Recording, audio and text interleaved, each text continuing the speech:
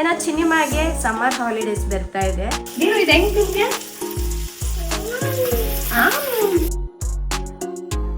ಶಾರನ್ full experienced ಆಗ್ಬಿಟ್ಟಿದ್ದಾರೆ.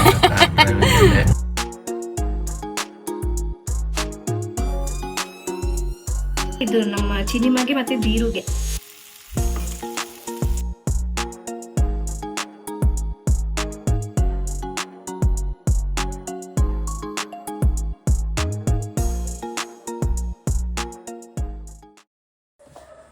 Hi friends, good morning. ನಾನು ಇವಾಗ ಬೆಳಗ್ಗೆಯಿಂದ ಬ್ಲಾಗ್ ಸ್ಟಾರ್ಟ್ ಮಾಡಿದ್ದೀನಿ. ನಾನು ಅರೌಂಡ್ ಒಂದು 6 o'clock ಎದ್ಬಿಟ್ರೆ ಬೆಳಗ್ಗಿನ ಕೆಲಸ ಆಲ್ಮೋಸ್ಟ್ ಎಲ್ಲ ಮುಗ್ದೋಗ್ಬಿಡತ್ತೆ. ಬಟ್ ಇವ್ನ ಹಿಡ್ಕೊಂಡು ಮಾಡ್ಬೇಕು ನಾನು ಬೆಳಗ್ಗೆ, ಅದೇ ಒಂದು ದೊಡ್ಡ ಟಾಸ್ಕ್ ನನಗೆ. ಆದರೂ ಹಂಗೆ ಮ್ಯಾನೇಜ್ ಮಾಡ್ತೀನಿ, ತೊಂದರೆ ಇಲ್ಲ. ಅದು ಇದು ಆಟ ಸಾಮಾನೆಲ್ಲ ಹಾಕಿ ಸ್ವಲ್ಪ ಬೇಳೆ ಕಾಳುಗಳೆಲ್ಲ ಡಬ್ಬಿ ಬಿಚ್ಚಿ ಕೊಡಬೇಕು ಅವನಿಗೆ. ಅವನೆಲ್ಲ ಮುಚ್ಚಿರ್ತಾನೆ, ಅದರಲ್ಲೇ ಟೈಮ್ ಹೊಂಟೋಗ್ಬಿಡುತ್ತೆ.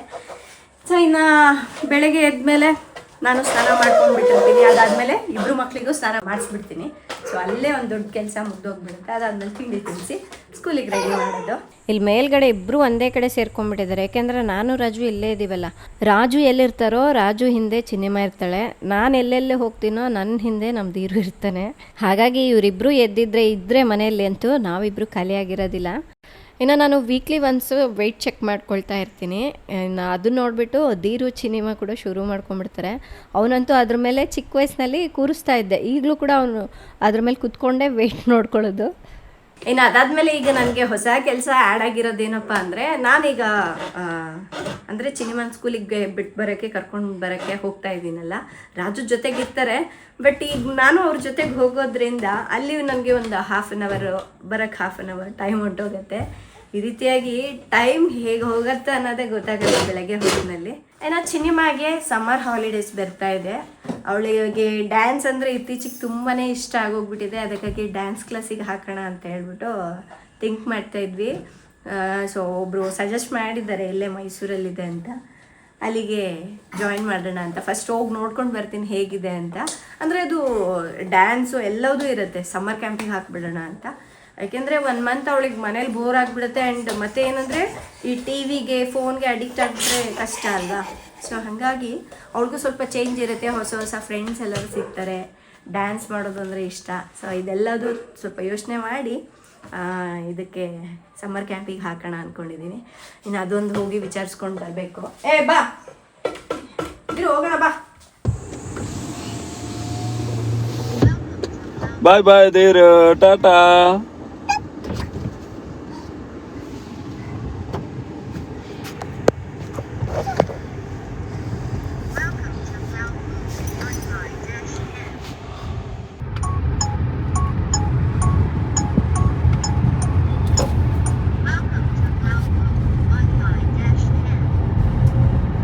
ಶಾರನ್ ಫುಲ್ ಎಕ್ಸ್ಪೀರಿಯನ್ಸ್ಡ್ ಆಗ್ಬಿಟ್ಟಿದ್ದಾರೆ ಕಾರ್ ಡ್ರೈವಿಂಗಲ್ಲಿ. ಎಲ್ಲ ಕಡೆ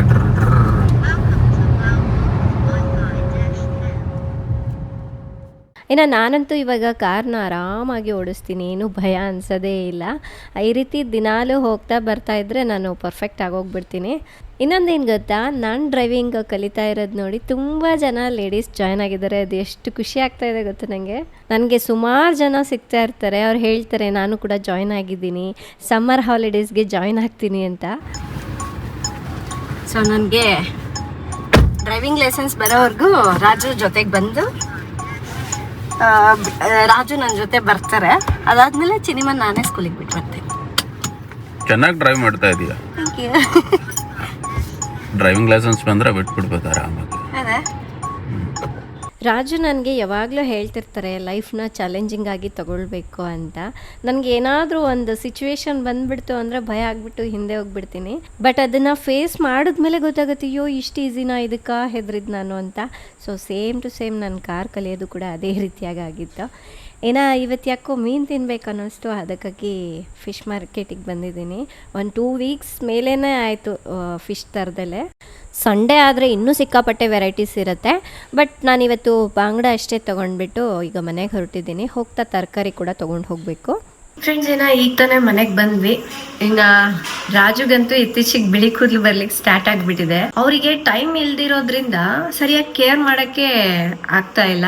ಸೊ ಅದಕ್ಕೆ ನಾನೇನು ಮಾಡ್ತೀನಿ ಗೊತ್ತಾ, ಅವಾಗವಾಗ ಹೇರ್ ಆಯಿಲ್ನ ಅಪ್ಲೈ ಮಾಡಿಬಿಟ್ಟು ಚೆನ್ನಾಗಿ ಮಸಾಜ್ ಮಾಡ್ತಾ ಇರ್ತೀನಿ. ಹಾಗಾಗಿ ಇವತ್ತು ಸ್ವಲ್ಪ ಫ್ರೀ ಆಗಿದ್ದಾರೆ, ಅವ್ರಿಗೆ ಸ್ವಲ್ಪ ಆಯಿಲ್ ಮಸಾಜ್ ಮಾಡೋಣ ಅನ್ಕೊಂಡೆ. ಈಗ ನಾನು ರಾಜುಗೆ ಹೆಡ್ ಮಸಾಜ್ ಮಾಡ್ತಾ ಇದ್ದೀನಿ. ಈ ವೆದರ್ ನಲ್ಲಿ ಹ್ಯೂಮಿಡಿಟಿ ಮತ್ತು ಪೊಲ್ಯೂಷನ್ಗೆ ಹೇರ್ ಡ್ಯಾಮೇಜ್ ಆಗೋದು ಕಾಮನ್. ಈ ರೀತಿ ಹೇರ್ ಆಯಿಲ್ ಅನ್ನ ಚೆನ್ನಾಗಿ ತಲೆಗೆ ಮಸಾಜ್ ಮಾಡೋದ್ರಿಂದ ಹೇರ್ ಆಯಿಲ್ ಸ್ಕ್ಯಾಲ್ಪ್ ನ ರೂಟ್ ವರ್ಗೂ ಚೆನ್ನಾಗಿ ರೀಚ್ ಆಗುತ್ತೆ. ಹಾಗೆ ಇದು ಹೇರ್ ಗ್ರೋತ್ಗೂ ಕೂಡ ತುಂಬಾ ಸಹಾಯ ಮಾಡುತ್ತೆ. ಸೊ ನಾನ್ ಯೂಸ್ ಮಾಡ್ತಾ ಇರೋದು ಅಮೃತ್ ನೋನಿ ಅವರ rich root premium hair oil. ಇದು 100% ಆಯುರ್ವೇದಿಕ್ ಮೆಡಿಕೇಟೆಡ್ ಹೇರ್ ಆಯಿಲ್. ಇದರಲ್ಲಿ ಮೇನ್ ಆಗಿ ನಿಲಿನಿ ಅನ್ನೋ ಇಂಗ್ರೀಡಿಯೆಂಟ್ ಇರೋದ್ರಿಂದ ಹೇರ್ ಬ್ಲಾಕ್ ಆಗುತ್ತೆ, ಜೊತೆಗೆ ಡ್ಯಾಂಡ್ರಫ್ ಮತ್ತು ಹೇರ್ ಫಾಲ್ ಕಡಿಮೆ ಆಗುವುದಕ್ಕೆ ಸಹಾಯ ಮಾಡುತ್ತೆ. ಇದು GMP ಮತ್ತು ISO ಸರ್ಟಿಫೈಡ್ ಆಗಿದೆ. ಹಚ್ಚಿ ಸ್ವಲ್ಪ ಹೊತ್ತು ರೆಸ್ಟ್ ಮಾಡೋದ್ರಿಂದ ತುಂಬಾನೇ ರಿಫ್ರೆಶಿಂಗ್ ಅನ್ಸುತ್ತೆ. ಫ್ರೆಂಡ್ಸ್, ನೀವು ಕೂಡ ಈ ಹೇರ್ ಆಯಿಲ್ ನ ಟ್ರೈ ಮಾಡ್ಬೇಕು ಅನ್ಕೊಂಡಿದ್ರೆ ನಾನು ಕೆಳಗಡೆ ಡಿಸ್ಕ್ರಿಪ್ಷನ್ ಅಲ್ಲಿ ಲಿಂಕ್ ಕೊಟ್ಟಿರ್ತೀನಿ, ಹಾಗೆ ಸ್ಕ್ರೀನ್ ಮೇಲೆ ನಂಬರ್ ಕೊಟ್ಟಿರ್ತೀನಿ. ನೀವು ಕಾಲ್ ಮಾಡಿ ಆದ್ರೂ ಆರ್ಡರ್ ಮಾಡಬಹುದು ಅಥವಾ ಲಿಂಕ್ ಥ್ರೂ ಆದ್ರೂ ಬೈ ಮಾಡಬಹುದು.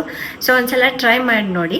ಇನ್ನು ಇವತ್ತು 2 ಬಾಲ್ಕನಿಗೂ ಮ್ಯಾಟ್ ಹಾಕ್ಸೋಣ ಅಂತ ಹೇಳಿ ಕರೆಸಿದ್ದೀವಿ.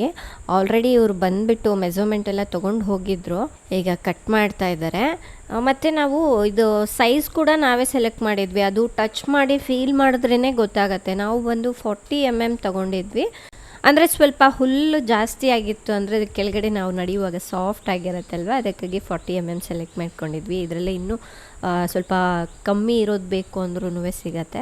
ಈ ಮ್ಯಾಟ್ನ ಹಾಗೇನೂ ಹಾಕ್ಕೋಬಹುದು ಅಥವಾ ಈ ರೀತಿ ಗಮ್ ಹಾಕ್ಬಿಟ್ಟು ಕೂಡ ಹಾಕಬಹುದು. ಗಮ್ ಏನಕ್ಕೆ ಹಾಕ್ಸ್ತಾ ಇರೋದು ಅಂದರೆ ಅದ್ರ ಮೇಲೆ ನಾವು ನಡೆಯುವಾಗ ಸ್ವಲ್ಪನೂ ಸರಿಬಾರ್ದು ಅನ್ನೋ ರೀಸನ್ಗೆ ಹಾಕ್ಸ್ತಾ ಇದ್ದೀವಿ. ಜೊತೆಗೆ ಮ್ಯಾಟ್ಗೆ ಚಿಕ್ಕ ಚಿಕ್ಕ ಹೋಲ್ಸ್ ಇದೆ. ಇನ್ ಕೇಸ್ ಏನಾದರೂ ಮಳೆ ನೀರು ಬಿದ್ರೂ ಅದು ಆ ಹೋಲ್ಸಿಂದ ಹೊರಗಡೆ ಆರಾಮಾಗಿ ಹೋಗುತ್ತೆ.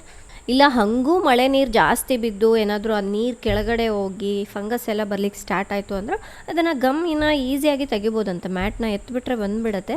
ಮತ್ತೆ ಬೇಕು ಅಂದಾಗ ನೀವು ಗಮ್ ಹಾಕ್ಕೋಬೋದು, ಇಲ್ಲಾಂದರೆ ಹಾಗೆ ಕೂಡ ಹಾಕ್ಕೋಬೋದು ಅಂತ ಹೇಳಿದ್ರು. ಆದರೆ ನಮ್ಮ ಬಾಲ್ಕನಿಗೆ ಮಳೆ ಮತ್ತು ಬಿಸಿಲು ಅಷ್ಟಾಗಿ ಬೀಳೋದಿಲ್ಲ, ಬರೀ ಮುಂದ್ಗಡೆ ಅಷ್ಟೇ ಸ್ವಲ್ಪ ಮಳೆ ಬಿದ್ದರೆ ಜಾಸ್ತಿ ಬೀಳ್ಬೋದು ಅಷ್ಟೇ ಹೊರತಾಗಿ ಅದು ನೀರು ಒಳಗಡೆ ಏನು ಬರೋದಿಲ್ಲ. ಅದಕ್ಕಾಗಿ ಗಮ್ ಹಾಕ್ಬಿಡಿ ಅಂತ ಹೇಳಿದ್ದೀವಿ. 2 days ಒನ್ಸು ವ್ಯಾಕ್ಯೂಮ್ ಕ್ಲೀನರ್ನ ಬಿಟ್ಬಿಟ್ರೆ ಆಯಿತು, ನೀಟಾಗಿ ಕ್ಲೀನ್ ಮಾಡ್ಕೊಂಡು ಬಂದುಬಿಡುತ್ತೆ. ಇದು ಆ್ಯಕ್ಚುಲಿ ನನಗೆ ತುಂಬ ಆಸೆ ಇತ್ತು, ನಾವೇನಾದರೂ ಹೊಸ ಮನೆ ಕಟ್ಟಿಸ್ಕೊಂಡ್ರೆ ಬಾಲ್ಕನಿಯಲ್ಲಿ ಈ ಥರ ಮ್ಯಾಟ್ ಹಾಕ್ಸ್ಕೊಳ್ಬೇಕು ಅಂತ ಹೇಳಿ ನಾನು ತುಂಬಾ ಯೋಚನೆ ಮಾಡಿ ಇಟ್ಕೊಂಡಿದ್ದೆ. ಸೊ ಇನ್ನೇನು ಫೈನಲಿ ಇವತ್ತು ಹಾಕ್ತಾ ಇದ್ದಾರೆ. ಜೊತೆಗೆ ಮಕ್ಕಳಿಗೂ ಕೂಡ ಇದ್ರ ಮೇಲೆ ಕುತ್ಕೊಂಡು ಆಟಾಡಲಿಕ್ಕೆ ತುಂಬಾ ಇಷ್ಟ ಆಗುತ್ತೆ. ಇನ್ನೂ ಚಿನಿಮಾ ಸ್ಕೂಲಿಗೆ ಹೋಗಿದ್ದಾಳೆ, ಬಂದಮೇಲೆ ನೋಡ್ಬೇಕು ಏನು ಮಾಡ್ತಾಳೆ ಅಂತ. ಅವಳಿಗೆ ತುಂಬಾ ಇಷ್ಟ ಆಗುತ್ತೆ. ಅವಳಿಗೆ ಈ ಥರ ಏನಾದರೂ ಕಾಣಿಸ್ತು ಅಂದರೆ ಪಾರ್ಕ್ ಫೀಲ್ ಬಂದುಬಿಡುತ್ತೆ ಅವಳಿಗೆ. ನಾವು ಬಾಲ್ಕನಿ ಗೋಡೆಯಿಂದ ಹಿಡಿದು ಫುಲ್ ಗ್ಲಾಸ್ ಇದೆ ಅಲ್ವಾ, ಅಲ್ಲಿವರೆಗೂ ಕಂಪ್ಲೀಟಾಗಿ ಹಾಕಿಸ್ತಾ ಇದ್ದೀವಿ.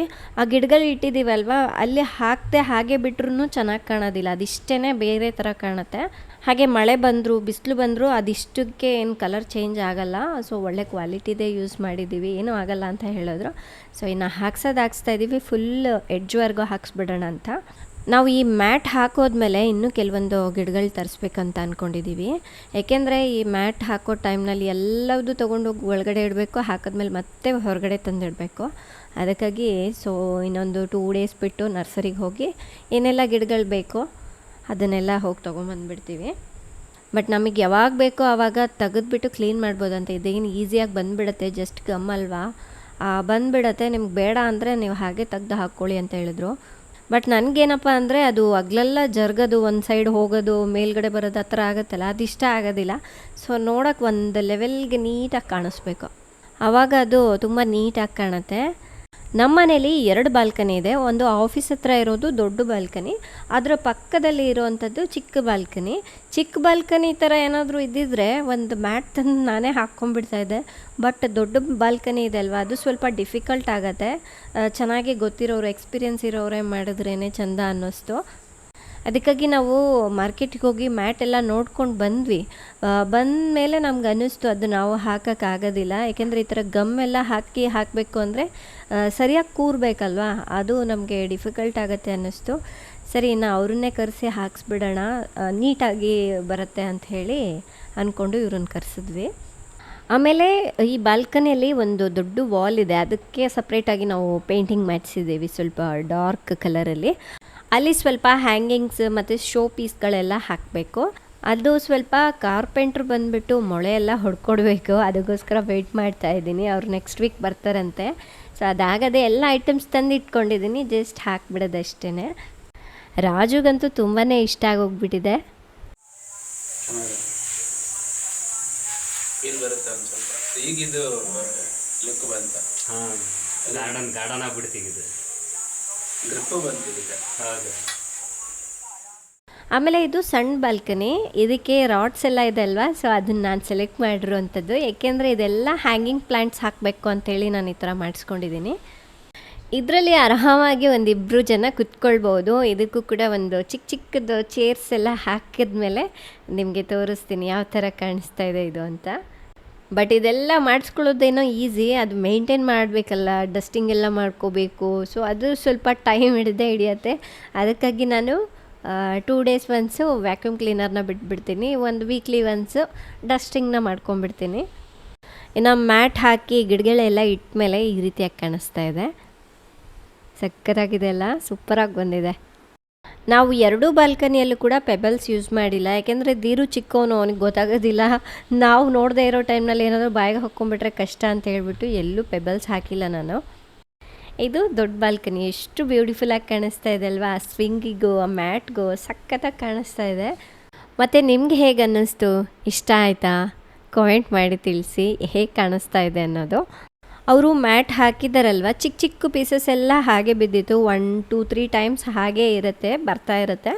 ಅದಾದಮೇಲೆ ಅದು ಬರೋದಿಲ್ಲ ಪೀಸಸ್ ಏನು ಅಂತ ಹೇಳಿದ್ರು. ಅದಕ್ಕಾಗಿ 1-2 ಸಲ ಚೆನ್ನಾಗಿ ಕ್ಲೀನ್ ಮಾಡಿದ್ರೆ ಆಯಿತು ಅಂತ ಹೇಳಿ ಮಾಡ್ತಾಯಿದ್ದೀವಿ.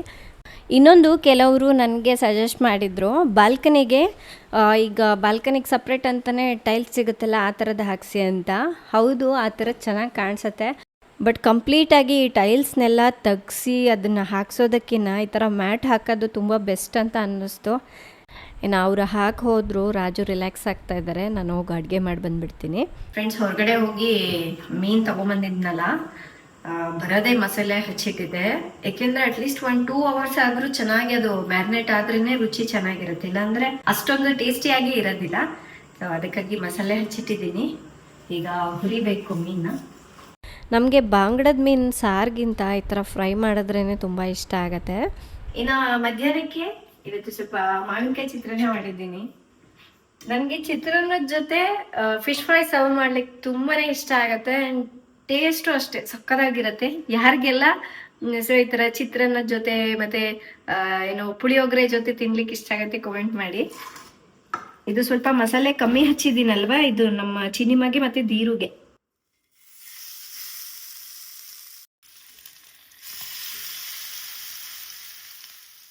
ಚಿನಿಮಾಗೆ ಕಂಪೇರ್ ಮಾಡಿದ್ರೆ ದೀರು ಮೀನು ಚೆನ್ನಾಗಿ ತಿಂತಾನೆ.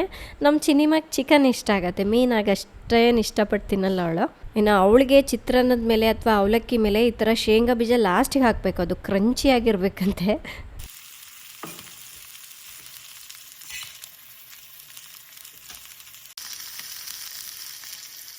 ಇದು ಹೆಂಗೆ ತಿಂತೀಯ? ಹೆಂಗೆ ತಿನ್ಬೇಕು?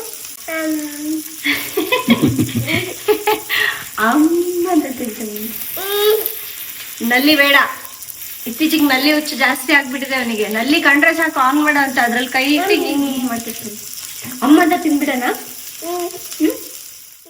ಫ್ರೆಂಡ್ಸ್, ಇನ್ನು ಮಧ್ಯಾಹ್ನ ಅಡುಗೆ ಅಂತೂ ರೆಡಿ ಆಯಿತು. ಈಗ ಹೋಗಿ ನಾನು ಊಟ ಮಾಡ್ಕೊಂಡು ಬರ್ತೀನಿ. ಆಲ್ರೆಡಿ ಮಕ್ಕಳಿಗೆ ಊಟ ಮಾಡಿಸಿದ್ದಾಯಿತು. ಈಗ ನಾನು ರಾಜು ಕೂತ್ಕೊಂಡು ಊಟ ಮಾಡಬೇಕು. ಊಟ ಮಾಡ್ಕೊಂಡು ಬಂದಮೇಲೆ ಮತ್ತೆ ನಾನು ಈ ವ್ಲಾಗ್ನ ಕಂಟಿನ್ಯೂ ಮಾಡ್ತೀನಿ. ಫ್ರೆಂಡ್ಸ್, ಊಟ ಆದಮೇಲೆ ಚಿನಿಮಾ ಕೂಡ ಮಲಗಿಬಿಟ್ಟಿದ್ಲು, ಮತ್ತೆ ಈಗ ಎದ್ದಿದ್ದಾಳೆ. ಅವಳಿಗೋಸ್ಕರ ಅಂತ ಹೇಳಿ ಇವತ್ತು ಒಂದು ಸ್ಪೆಷಲ್ ರೆಸಿಪಿ ಮಾಡ್ತಾಯಿದ್ದೀನಿ. ಅವಳು ಎದ್ದೋಳೋವರೆಗೂ ನಾನು ಮಾಡೋಕ್ಕೆ ಹೋಗಿಲ್ಲ, ಯಾಕೆಂದರೆ ಅವಳಿಗೆ ತೋರಿಸ್ಬೇಕನ್ನೋದು ಆಸೆ ತುಂಬಾ ಇತ್ತು. ಇವತ್ತು ನಾನು ಚಿನಿಮಾಗೋಸ್ಕರ ಅಂತ ಹೇಳಿಬಿಟ್ಟು ಫಾಲೂದಾ ಮಾಡ್ತಾಯಿದ್ದೀನಿ.